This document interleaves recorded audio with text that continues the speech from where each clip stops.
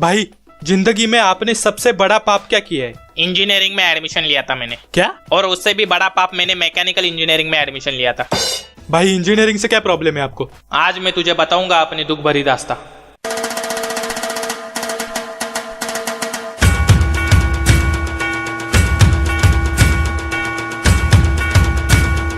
तुझे पता है 12वीं तक मैं इतना तो जान गया था कि कंप्यूटर और आईटी में गया तो नौकरी नहीं मिलेगी, मैकेनिकल और सिविल में गया तो छोकरी नहीं मिलेगी। बेंचो जाए तो जाए कहाँ?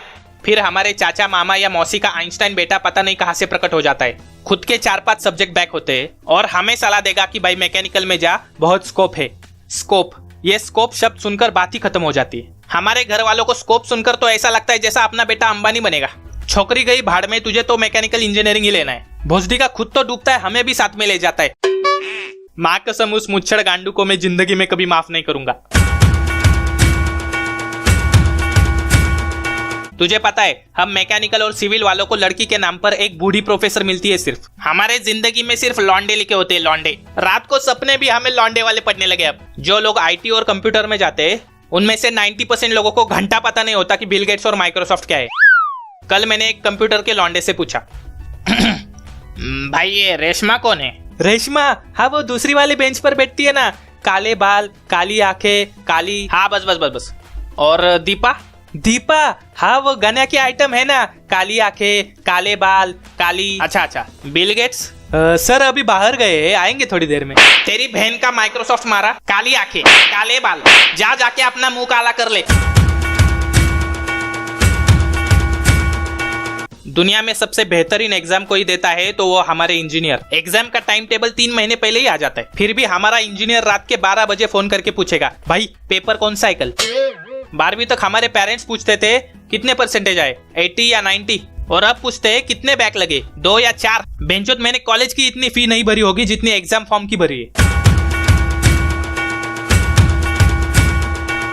एडमिशन के टाइम हर कॉलेज हमें बताएगा कि हमारे पास बड़ी बड़ी मल्टीनेशनल कंपनीज आती है, गूगल, फरारी, मर्सिडीज। फिर लास्ट ईयर को हमको पता चलता है कि उन्होंने हमारा गंदा वाला छुट्टियां काटा है। मर्सिडीज दिखाकर रिक्शा फिटिंग का जॉब मिलता है, वो भी पूरे 300 बच्चों में से सिर्फ 3 बच्चों को। बाकी बचे 297 बच्चों का फ्यूचर पोपट लाल के लन जैसा लटकता रहता है।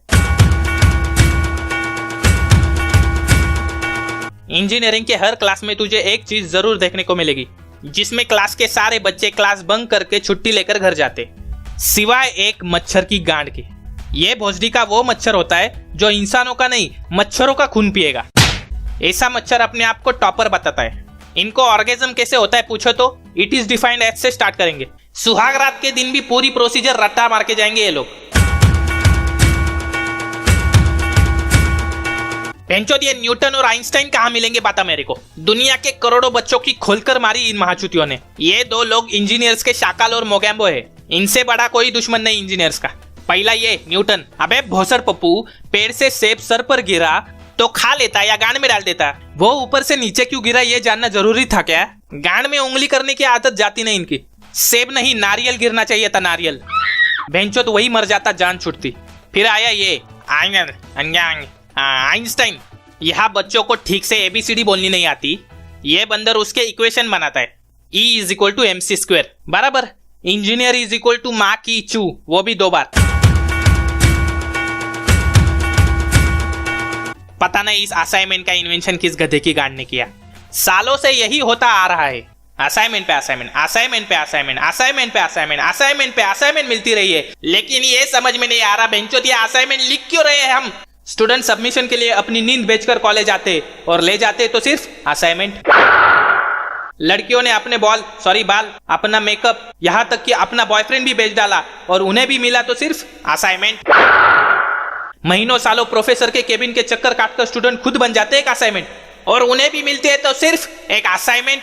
कंट्रोल भाई कंट्रोल, सनी देओल आ रहा है भाई। बाबा। हाँ वत्स। मेरी इंजीनियरिंग पूरी हुई है, आगे क्या करूं? ये इसके लिए भी एक चटाई डाल रहे, अपनी बिरादरी का है। I have you now.